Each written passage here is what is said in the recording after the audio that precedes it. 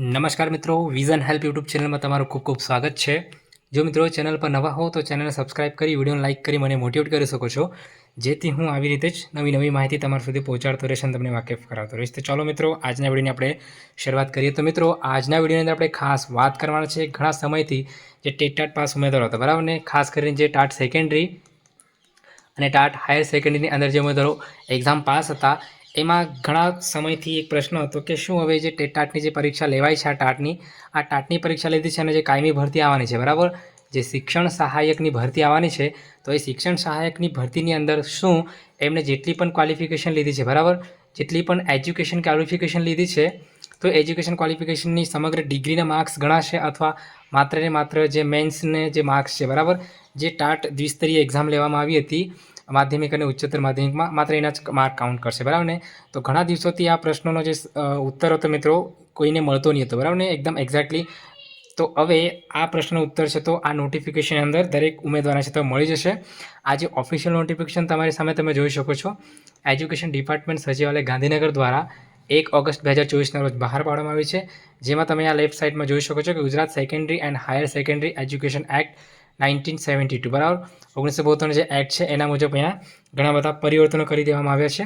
તેમાં આપણે હવે જે મેઇન મુદ્દા મહત્ત્વના છે એના પર ફોકસ કરવાના છે કે કયા ઉમેદવાર આ જે શિક્ષણ સહાયકની ભરતી માટે કેટલા માર્ક્સ તમને મળ્યા હોય તો તમે એક એલિજિબલ છો જે માત્ર શિક્ષણ સહાયકની ભરતી છે એમાં ફોર્મ ભરવા માટે, અથવા તો કયા માર્ક્સ તમારા કાઉન્ટ કરવામાં આવશે અને જ્યારે એક્ઝામિનેશનના ફોર્મ ભરશે એ સમયે તમારી જે ફીસ છે તો ફીસ કેવી રીતે ભરવાની છે અથવા નથી અને રિફંડેબલ છે કે નથી એના પર પણ આપણે ચર્ચા કરવાના છે, બરાબર ને। તો મિત્રો ચાલો અહીંયા તમે આગળ જુઓ, આ આપણે જે મેઇન મુદ્દા છે એના પર ફોકસ કરીશું। આ જે છે શોર્ટ ટાઇટલ એન્ડ કમેન્સમેન્ટ આપવામાં આવે છે, બરાબર ને, જેમાં ઘણા બધા રૂલ્સ વિશે અહીંયા સમજવામાં આવ્યો છે। એ જ રીતે નીચે તમે જોઈ શકો છો આ ડેફિનેશન્સ આપવામાં આવી છે। આપણે માત્ર જે મેઇન મુદ્દાઓ છે એને જોઈશું। અહીંયા કમિટી પણ બનાવવામાં આવી છે આની અંદર સિલેક્શન માટેની પ્રોસેસ માટેની, અને એમની જે ડ્યુટીઝ હોય છે, બરાબર, એમને કઈ ડ્યુટીઝ આપવામાં આવી છે એ જે સિલેક્શન કમિટી છે એની અહીંયા જે તો ડ્યુટીઝ આપવામાં આવી છે।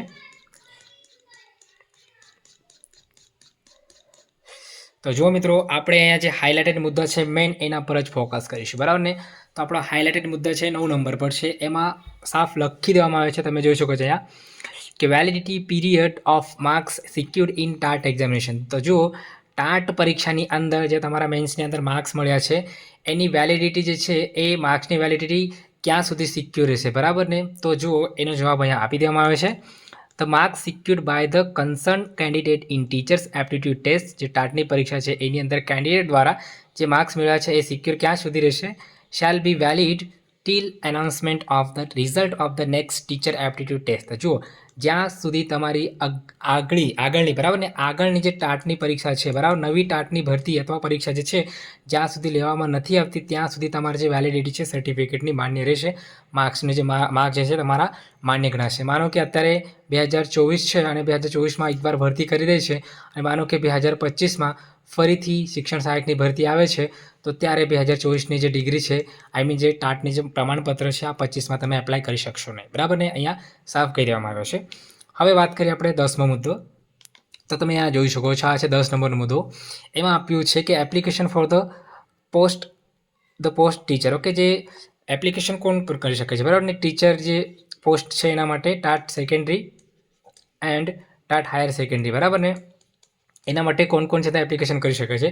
તો જુઓ પહેલા મુદ્દામાં લખી દેવામાં આવ્યું છે કે the candidate who has secured at least 60% marks in the main examination of the teacher aptitude test. તો જુઓ મિત્રો, જે ઉમેદવારને 60% માર્ક્સ મેળવ્યા છે ટાટની જે મેઇન એક્ઝામ છે એની અંદર એ જે છે shall be eligible to apply for the post of teacher. તો જો મિત્રો જેમને 60% જેટલા માર્ક્સ મેળવ્યા છે એટલે કે 200 માર્ક્સની જે મેન્સની એક્ઝામ હતી એની અંદર 120 અથવા 120 ઉપર જે ઉમેદવારને માર્ક્સ હશે એ છે તો આ જે ટીચરની પોસ્ટ છે એના માટે એપ્લિકેશન કરી શકે છે, એમાં આપી દેવામાં આવ્યું છે, બરાબર ને।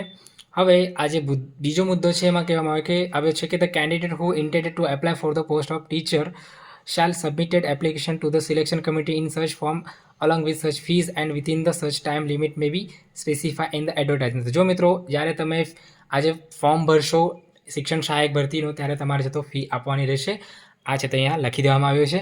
અને ત્રીજા મુદ્દાની અંદર લખવામાં આવ્યું છે કે the fees once paid shall be refunded or head over the જો નોટ રિફંડેડ, બરાબર ને, ફોર ધ સબસિક્વન્ટ એક્ઝામિનેશન. તો જો મિત્રો જે તમે ફી ભરશો એ કોઈ પણ સંજોગોમાં ફરીથી પરત કરવામાં આવશે ને એનો પણ અહીંયા ઉલ્લેખ કરી દેવામાં આવ્યો છે, બરાબર ને.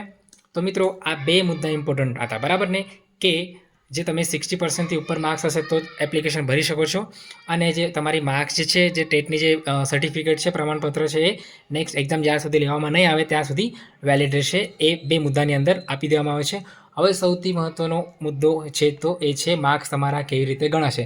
તો 12મા મુદ્દામાં જે પહેલો પોઈન્ટ છે એના અંદર સાફ લખી દેવામાં આવ્યો છે, The selection committee shall prepare a subject-wise list on the basis of marks secured by the concerned candidate in main examination of the teacher aptitude test. તો જો મિત્રો આમાં સાફ કહી દેવામાં આવ્યો છે કે ટાટ મેન્સની અંદર તમે જે પણ માર્ક્સ મેળવ્યા છે, બરાબર, ટાટ મેન્સમાં ટાટની જે એચએસ અને માધ્યમિક અને ઉચ્ચતર માધ્યમિકની પરીક્ષાના મેન્સની અંદર તમે જે પણ માર્ક્સ મેળવ્યા છે એના આધારે દરેક સબ્જેક્ટ વાઇઝ જે પણ સબ્જેક્ટ હશે એના વાઇઝ ઓનલી તમારા મેન્સના માર્ક્સ પર, ઓકે, મેન્સના એક્ઝામિનેશન ઉપર જે તમારે જે છે તો અહીંયા પ્રિપેર સિલેક્શન ઓફ લિસ્ટ છે તો બનાવવામાં આવશે, એવું સાફ ઉલ્લેખ કરી દેવામાં આવ્યો છે. એટલે હવે તમારે માત્ર ટાટના માર્ક્સ જ ગણાશે, એ તમારે હવે ક્લિયર કરી દેવાનું રહેશે. તમારે જે પણ લાયકાત, માનો કે કોઈક એમએડ અથવા માસ્ટર ડિગ્રી ધરાવતો હોય તો એને કોઈ પણ અહીંયા પ્રાયોરિટી આપવામાં આવી નથી. હવે જોવાનું રહેશે કે કેટલો ઉમેદવાર એનો વિરોધ કરે છે અથવા આગળ ચાલીને શું થાય છે, બરાબર. પરંતુ જે વિભાગ છે, શિક્ષણ વિભાગ દ્વારા તો છે તો ફાઇનલ કરી દેવામાં આવે છે કે આ જે માર્ક્સના આધારે જ ભરતી થવાની છે, બરાબર ને.